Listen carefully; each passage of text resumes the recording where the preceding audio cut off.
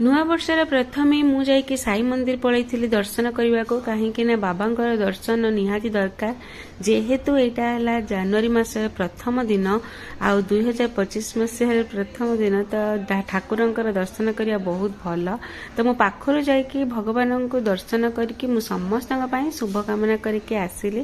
ଆଉ ମନ୍ଦିର ଆସିଲା ବେଳେ ସେଠି ପ୍ରସାଦ ମିଳେ, ତ ପ୍ରସାଦ ସାଇବାବାଙ୍କ ମନ୍ଦିରରେ ସବୁ ଟାଇମରେ ମିଳେ। ତ ଆମେ ଚାଲିଲୁ ପ୍ରସାଦ ଖାଇବାକୁ।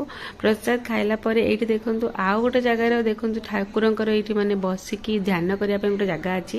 ସେଇଠି ବୁଲାବୁଲି କରିକି ପ୍ରସାଦ ନେଇକି ଏବେ ଆମେ ଘରକୁ ରିଟର୍ନ କଲୁ। ଘରକୁ ଜଲ୍ଦି ଜଲ୍ଦି ଆସିକି ଭୋକ ଲାଗୁଥିଲା, ତ ମୁଁ ଦେଖନ୍ତୁ ଏଇଠି ମାଛ ଭାଜି ନେଉଛି, କାହିଁକି ନା ଆଜି ନ୍ୟୁ ଇୟରରେ ଟିକେ ଆଇଁଷ ଖାଇବା ଦରକାର। ତ ଆଜି ଯେହେତୁ ବାରଟା ବି ପଡ଼ିଥିଲା ବୁଧବାର, ସେଥିପାଇଁ ମୁଁ ମାଛ ଭଜା ଆହୁରି ଭଳିକୁ ଭଳି ଆଇଟମ୍ ସବୁ ବନେଇଛି।